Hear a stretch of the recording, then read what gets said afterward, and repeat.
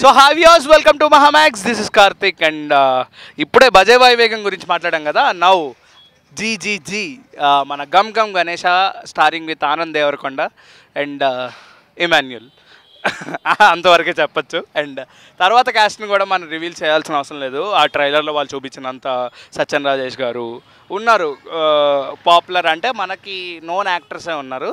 But cinema విషయానికి వస్తే basically cinema గురించి మాత్రమే మాట్లాడితే first plus and minus points అయితే చెప్తాను. తర్వాత నాకు సినిమా ఎలా అనిపించిందో చెప్తాను.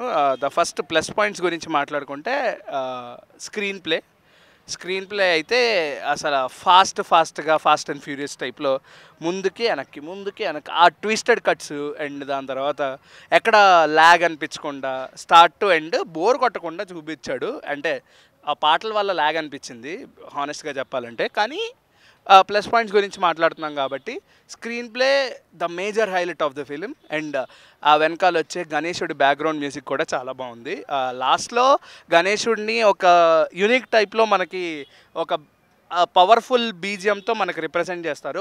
ఆ సీన్ అయితే ఎక్స్ట్రాడినరీ ఉంది. అండ్ మధ్యలో ఆ కామెడీ సీన్స్ కానీ లేకపోతే ఇమాన్యుయల్కి ఆనంద్ దేవరకొండకి లేకపోతే వెన్నెల కిషోర్ గారికి ఇమాన్యుయల్కి, వెన్నెల కిషోర్ గారికి ఆనంద్ దేవరకొండ గారికి కానీ వాళ్ళకుండే ఒక ఏవైతే సీన్స్ ఏవైతే ఉన్నాయో అవైతే బాగా నరేట్ చేశారు అండ్ బాగా చూపించారని చెప్పాలి.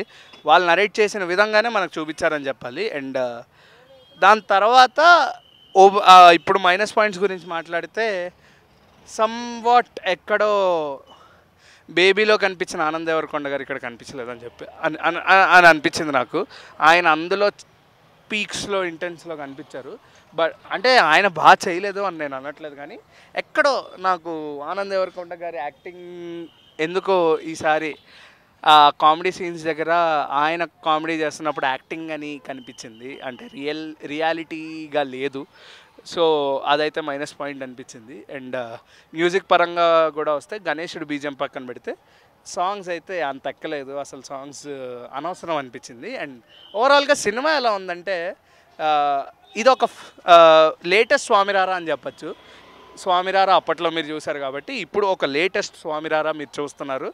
సో ఆ సినిమాని మన ముందుకు తీసుకొచ్చారు with an hilarious comedy, hilarious fantastic ఏమంటారు దాన్ని, ఒక best screen play and story కూడా బాగా రాసుకోవడం జరిగింది. సమ్ పాయింట్స్ దగ్గర అక్కడక్కడ కనెక్ట్ అవ్వకపోవచ్చు, కానీ ఓకే. బేసిక్గా చెప్పాలంటే ఒక 2.5 hours ఫ్యామిలీస్ వచ్చి హ్యాపీగా కూర్చొని సినిమా చూసేసి బయటికి వెళ్ళిపోతారు. అదైతే చెప్పచ్చు, అదైతే అష్యూరెన్స్ ఇస్తా. బట్ ఈ మైనస్ పాయింట్స్ ఏవైతే చెప్పానో అవి మీరు అంత పర్టికులర్గా సినిమా చూసి సినిమాలోనే లీనమైపోయి అనవసరం అనిపించింది అనుకో మీరు ఇంకోసారి సినిమా చూడరు. హ్యాపీగా 2 గంటలు టైం పాస్ కింద వస్తే సినిమా అయితే బాగా నచ్చుతుంది. ఇదైతే నా పర్సనల్ ఒపీనియన్. అండ్ మీకు ఎలా అనిపించిందో కింద అయితే కామెంట్ చేయండి. ఓవరాల్గా ఈ సినిమాకి ఇచ్చే రివ్యూ 2.75 out of 5. సో మీరెంత ఇస్తారో, మీరెంత రేటింగ్ ఇస్తారో, మీకు ఎలా అనిపించిందో కింద అయితే కామెంట్ చేయండి. Thank you.